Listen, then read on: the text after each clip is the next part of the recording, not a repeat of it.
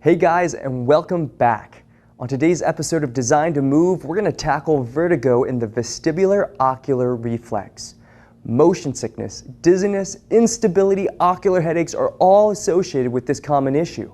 So today we're going to educate you on the topic, including the anatomy involved, the mechanisms that could be at play, how to assess for it, and a suggested intervention for those dealing with the issue. As always, if you have any questions, reach out to us at admin@fluidhealthandfitness.com. Let's get started.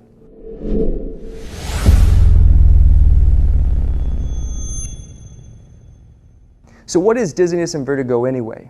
Well, dizziness is defined as an unpleasant disturbance of spatial orientation, and vertigo is a type of dizziness related to the perception of the movement of either one's own body or the environment around them. There are many types of vertigo, including central vertigo, including the vestibular structures in the brainstem, and cranial nerves, peripheral vertigo, including the structures of the inner ear, and cervical vertigo, involving the structures of the neck. One specific common form of peripheral vertigo is known as benign paroxysmal peripheral vertigo, mouthful. It involves small crystals in the cochlea, and it can dislodge and they can affect the function of the inner ear. So what are the structures of this whole thing? Well, the vestibular system consists of a number of structures in both the peripheral and central nervous system. The smallest bones of the body, two small bones in the ear filled with fluid and sensory hair cells, communicate with the eighth cranial nerve and the brain, allowing to sense their body and surroundings relative to motion, head position, and spatial orientation. The vestibular ocular reflex is a mechanism of the vestibular system which integrates sensory, vision and movement inputs with a motor or muscular output. Simply, the vestibular ocular reflex is the process by which one is able to maintain balance and stability while the eyes and head are constantly moving. When the head moves in one direction at a given speed, the vestibular ocular reflex engages to create a motor response of the eyes in the equal and opposite direction, readjusting the visual world consistently or continually. So now we're going to get into the mechanisms associated with the issue. Vertigo can have a variety of causes, including stroke, traumatic brain injury, infection, migraine, head and neck injury, along with all sorts of other things. Again, the dislodging of the tiny crystals of the inner ear are a common factor, and tightness in the suboccipital and cervical muscles can also contribute to this dizziness and vertigo.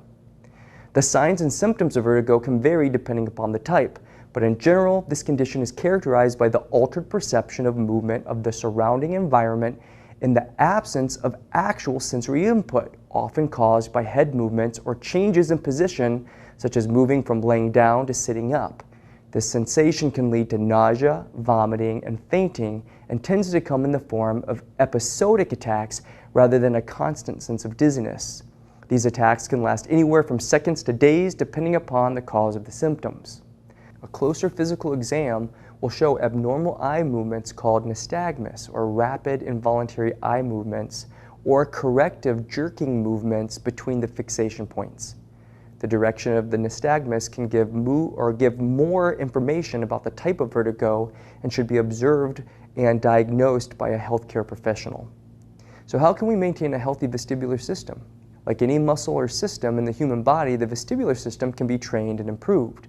One of the best ways to maintain the health of the vestibular system is through balance training, specifically the use of the head and body movements. Training the vestibular ocular reflex in a variety of directions while maintaining a balanced position, such as a single leg balance, can help to strengthen the sensory connection of the eyes to the brain in unstable circumstances. So now that we know the systems involved, we're going to show you how to assess for vertigo with the vestibular ocular reflex. While sitting in a chair, hold one arm straight out in front of you with your thumb up and gaze focused on the thumbnail. Turn the head to the side, keeping the eyes focused on the thumbnail. Note any symptoms including spinning of the environment, inability to focus your gaze, nausea, or dizziness. Perform this again, moving the head up and down. If the assessment triggered any signs or symptoms, you can take advantage of the next segment.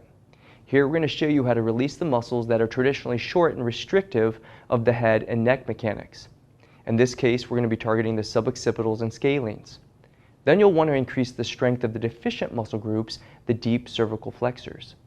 Once a more natural base position is established for the head and neck, we'll integrate the vestibulo-ocular reflex with a balance drill. Remember, this doesn't substitute medical guidance, but is a suggested intervention associated with the issue.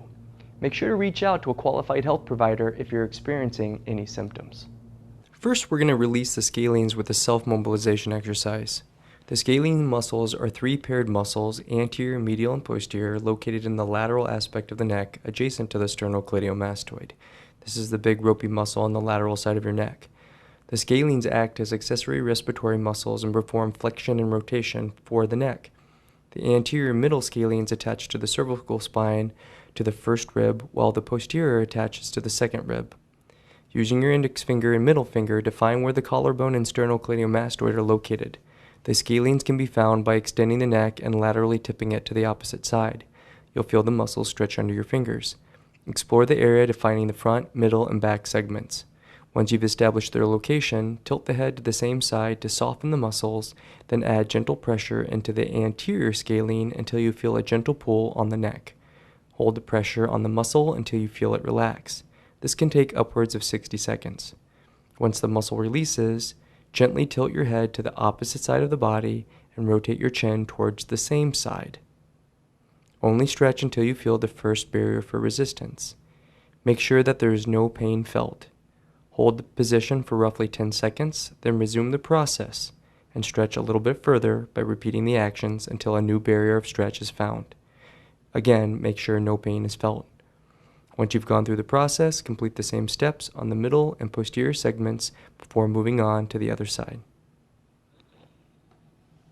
Now we're going to release the suboccipitals. The suboccipital muscles are a group of 4 muscles situated underneath the occipital bone. They attach the head to the first 2 cervical vertebrae and are located within the suboccipital compartment of the neck, deep to the sternocleidomastoid, trapezius, and neck extensor muscles. Collectively, they act to extend and rotate the head. This is how you can define the muscles. Extend and rotate your head while palpating the area just medial to your mastoid process. You'll feel the muscles contract under your fingertips. Once you've established their location, look upwards to extend the head to soften the muscles, then add gentle anterior and superior pressure until you feel a gentle pull on the head. Hold the pressure on the muscle until you feel it relax. This can take up to 60 seconds. Once the muscle releases, gently tuck your chin, nodding downwards while rotating your head to the opposite side of the body. Only stretch until you feel the first barrier for resistance. Make sure that there is no pain felt. Hold the position for roughly 10 seconds, then resume the process and stretch a little bit further by repeating the actions until a new barrier for stretch is found. Once again, make sure no pain is felt. Once you've gone through the process, complete the same steps on the opposite side of the body before moving on. Now we're going to target and strengthen the deep cervical flexors. The deep neck flexors consist of the longus colli, longus capitis, rectus capitis, and longus cervicus. All help you to maintain neck stability and good posture. These muscles are usually weak in relationship to their more superficial partners, the scalene and sternocleidomastoid. They attach directly to the cervical spine and aid in maintaining proper head and neck posture by flexing the upper neck, nodding the chin towards the chest, and pulling the head backwards on top of the cervical spine.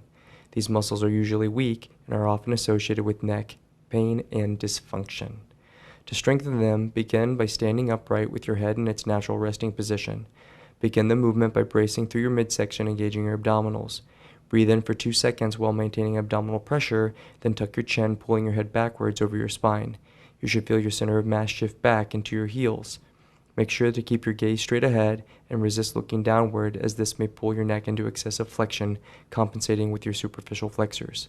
At the end of the movement, your cheekbones should be in line with your collarbone.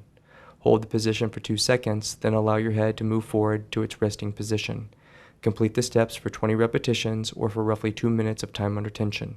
Complete 2 sets, giving yourself 1 minute of recovery between each exercise before you move on. The last exercise is a single leg balance while maintaining a fixed gaze. This is an integrated exercise that factors in the vestibular ocular reflex. To perform the movement, shift your weight to your right leg, bracing your trunk and hip with your obliques and glutes on the same side. Lift the opposite side or leg into the air by flexing your hip flexors and internal obliques. Raise your right arm up to 90 degrees of flexion with your thumb up. Keep your chin tucked with your neck in extension. Rotate your head left to right while maintaining your gaze on the thumbnail. If you feel any dizziness or discomfort, reduce the movement of the head. Make sure that while rotating through the head and neck, your chin doesn't lift away from the chest. Complete 20 repetitions, alternating between right and left rotation. Complete 2 sets, giving yourself 1 minute of recovery between sets. That brings us to the end of our program here, guys. Again, we thank you for joining us. We appreciate you listening and taking in all the information today. Once again, this is just a couple of the relationships linked with these issues.